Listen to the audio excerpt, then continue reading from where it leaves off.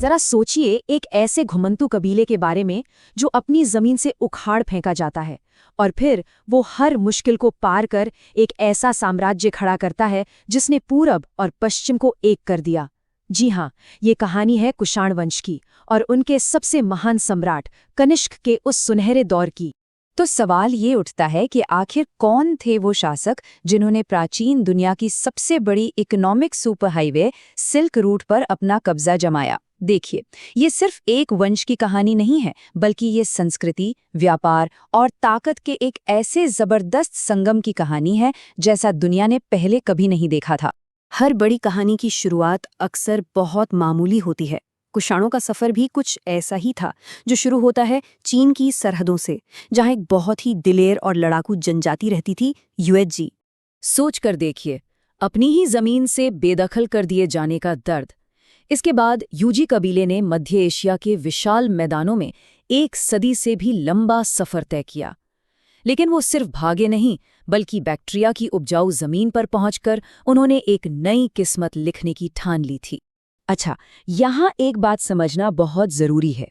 ये जो यूएनजीज थे, वो कोई एक कबीला नहीं, बल्कि 5 कबीलों का एक ग्रुप था।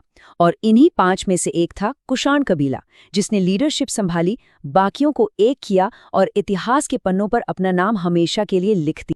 और यहीं से इन बिखरे हुए कबीलों की तकदीर बदलनी शुरू होती है। एक साम्राज्य भी शक्ल लेने लगती है।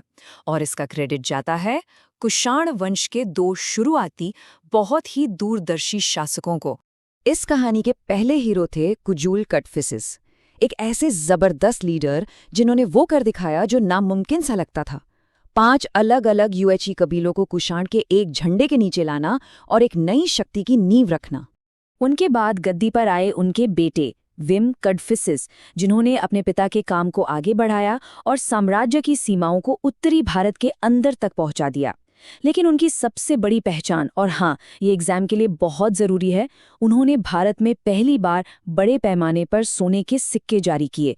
इस पॉइंट को ज़रूर नोट कर लीजिए। और फिर इतिहास के मंच पर एंट्री होती है उस शहंशाह की, जिसका नाम सोने के अक्षरों में लिखा जाना था, सम्राट कनिष्क, जिनके राज में कुषाण साम्राज्य अपनी ताकत और शोहरत के शिखर पर पहुंच गया। तो कनिष्क का साम्राज्य किन चीजों पर टिका था? देखिए, 2 राजधानियां थीं, पुरुषपुर, जो आज का पेशावर है, और भारत में मथुरा। वो बौद्ध धर्म के बहुत बड़े संरक्षक बने। लेकिन उनकी सबसे बड़ी देन थी 78 ईस्वी में शक संवत की शुरुआत, जो आज भारत का राष्ट्रीय कैलेंडर है। ये एक और बहुत जरूरी पॉइंट है जो एग्जाम में बार बार आता है। कनिष्क सिर्फ एक विजेता नहीं थे, वो एक दूरदर्शी शासक भी थे। उन्होंने वसुमित्र की अध्यक्षता में कश्मीर में चौथी बौद्ध संगीति का आयोजन करवाया। ये एक बहुत बड़ी घटना थी, क्योंकि यहीं पर महायान बौद्ध धर्म के सिद्धांतों को आखिरी शक्ल दी गई। ये बौद्ध धर्म के इतिहास में एक मील का पत्थर था। ये लाइनें कनिष्क के साम्राज्य की विशालता को बिल्कुल सही बयां करती हैं। उनका राज आज के अफगानिस्तान, पाकिस्तान और उत्तरी भारत से होता हुआ सेंट्रल एशिया तक फैला हुआ था। ये वाकई भारतीय इतिहास का एक बेहद गौरवशाली अध्याय था। अब कोई भी बड़ा साम्राज्य सिर्फ तलवार के दम पर नहीं चलता, उसे चलाने के लिए पैसा भी चाहिए। तो सवाल ये है कि कुषाणों की इकोनॉमिक पावर का राज क्या था? उन्होंने उस दौर की दुनिया की आर्थिक धड़कन सिल्क रूट को कैसे कंट्रोल किया? 10,000 किलोमीटर, जरा अंदाजा लगाइए। ये कोई छोटी मोटी सड़क नहीं थी, ये उस जमाने का ग्लोबल ट्रेड हाईवे था। और इसके इतने बड़े हिस्से को सुरक्षित बनाकर कुषाणों ने एक ऐसा कॉरिडोर बना दिया जिसने रोम से लेकर चीन तक सामान, विचारों और संस्कृतियों का एक जबरदस्त प्रवाह शुरू कर दिया। तो इनकी आर्थिक ताकत आती कहाँ से थी? सबसे पहले तो उनके सिक्के, एकदम शुद्ध सोने के सिक्के, जो उस वक्त के डॉलर या यूरो की तरह थे, इंटरनेशनल ट्रेड में चलते थे। फिर सिल्क रूट पर उनका कंट्रोल, जहां से उन्हें टैक्स के रूप में भारी कमाई होती थी। और उनके ट्रेड पार्टनर्स, दुनिया की बड़ी बड़ी ताकतें, रोम, पारस और चीन। सही मायनों में ये भारत की पहली ग्लोबल इकोनॉमी थी।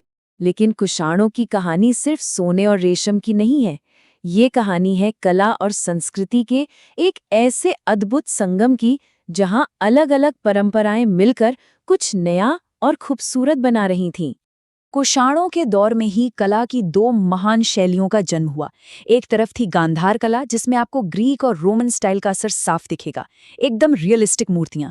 तो दूसरी तरफ थी मथुरा कला, जो एकदम देशी थी, जिसकी जड़ें भारत की मिट्टी में थी और जिसमें आध्यात्मिकता पर जोर था। और अगर आपको उनकी सोच का, उनकी धार्मिक सहनशीलता का सबसे बड़ा सबूत देखना है तो उनके सिक्के देखिए। इन पर आपको बुद्ध की छवि मिलेगी, शिव की भी मिलेगी और यहाँ तक कि ईरान के देवताओं के चित्र भी मिलेंगे। ये दिखाता है कि उनका साम्राज्य कितना खुला और सभी संस्कृतियों का सम्मान करने वाला था। लेकिन इतिहास का दस्तूर है, हर उठान के बाद एक ढलान आती है। हर महान साम्राज्य की तरह कुषाणों का सूरज भी आखिरकार डूब गया। तो चलिए अब इस कहानी के अंतिम अध्याय में चलते हैं और जानते हैं कि ये शक्तिशाली साम्राज्य बिखरा कैसे। देखिए, इसके पीछे कोई एक वजह नहीं थी। सबसे पहले तो कनिष्क के बाद जो राजा आए वो उतने काबिल नहीं थे। उधर पश्चिम से ईरान में एक नई ताकत सस्सानिद साम्राज्य खड़ी हो गई जो उन्हें चुनौती दे रही थी। और साथ ही भारत के अंदर भी स्थानीय शक्तियां सिर उठाने लगी थीं। साम्राज्य तो चला गया, पर उनकी छाप आज भी जिंदा है।